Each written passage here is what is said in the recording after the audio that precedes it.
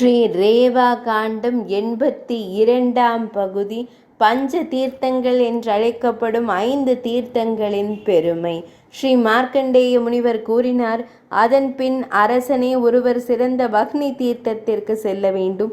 அங்கேதான் மிகுந்த ஒளியுடன் திகழும் ஹுதாசனன் அக்னி தேவன் தவம் புரிந்து சித்தரானார். முன்னொரு காலத்தில் தண்டகாரண்யத்தில் இருந்த ஒரு முனிவரால் அவன் எல்லாவற்றையும் உட்கொள்ளும் தன்மை கொண்டவனாக சபிக்கப்பட்டிருந்தான். ஆனால் ஹுதாசனன் நர்மதை நதிக்கரையை அடைந்து அங்கே தன்னை தூய்மைப்படுத்தி கொண்டான். அத்தீர்த்தத்தில் நீராடி மகேஸ்வரனாரை வழிபட்டு பின்னர் எரியும் சிதையில் பிரவேசிப்பவன் அக்னி தேவனோடு ஒன்றிணைந்த நிலையை சாயுஜ்யத்தை அடைகிறான்.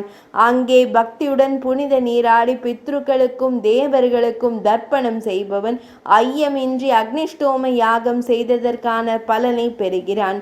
அதற்கு அருகிலேயே சிறந்த கௌபேர தீர்த்தம் அமைந்துள்ளது. அரசனே, அங்கேதான் யட்சர்களின் தலைவனான குபேரன் முன்னொரு காலத்தில் ஒரு சிறந்த சித்தராக உயர்ந்தான். அத்தீர்த்தத்தில் புனித நீராடி உமாதேவியுடன் வீற்றிருக்கும் அகிலாண்ட நாயகனை பக்தியுடன் வழிபடும் மனிதன் தனது அனைத்து பாவங்களிலிருந்தும் விடுபடுகிறான்.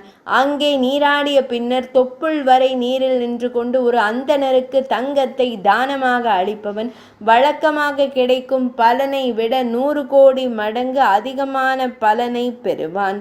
திதிஸ்கந்தம், மதுஸ்கந்தம், நந்தீஜம், வருணாலயம் மற்றும் ஆக்னேயம் ஆகிய தீர்த்தங்களில் நீராடுவதால் கிடைக்கும் பலன் இந்த தீர்த்தத்தில் கௌபேர தீர்த்தத்தில் புனித நீராடுவதன் மூலமாகவே கிடைக்கப்பெறும். நர்மதை நதிக்கரையில் அமைந்துள்ள மிகுந்த புண்ணியம் வாய்ந்த இந்த 5 தீர்த்தங்களையும் தரிசித்தவர்கள் பிறரால் வணங்கப்படுவதற்கு தகுதியுடையவர்கள் ஆவர்.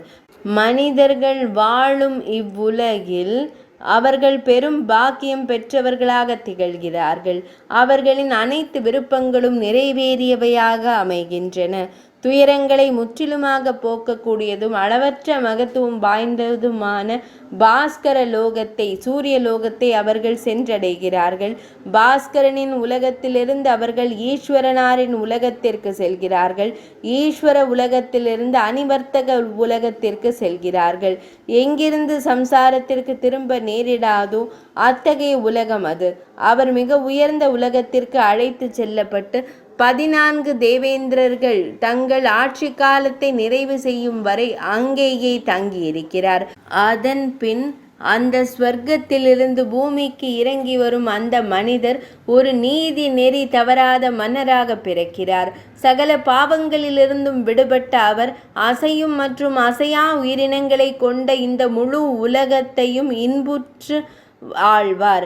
எப்போதும் நர்மதை தீர்த்தத்தையே சரணாகதியாக கொண்டு பகவான் ஸ்ரீ மகாவிஷ்ணுவையே தங்கள் தெய்வமாக வழிபடும் அத்தீர்த்தவாசிகள் ஐயமின்றி குன்றாத புகழை கொண்ட வீரர்களாக பிறப்பார்கள். கனகல க்ஷேத்திரத்தில் கங்கை நதி சிறப்புடையதாக போற்றப்படுகிறது. குருக்ஷேத்திரத்தில் சரஸ்வதி நதி சிறப்புடையதாக கருதப்படுகிறது.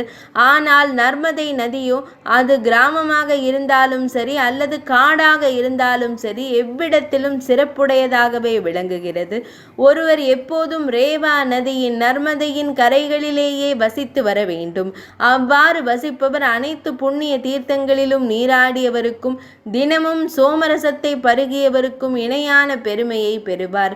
கங்கை நதியை தலைமையாக கொண்ட அனைத்து நதிகளும் கடல்களும் ஏரிகளும் கல்பத்தின் இறுதியில் அழிந்து விடுகின்றன. ஆனால் நர்மதை நதி கல்ப முடிவிலும் அழிவுறாமல் நிலைத்திருக்கிறது. 82ஆம் பகுதி இனிதே நிறைவடைந்தது.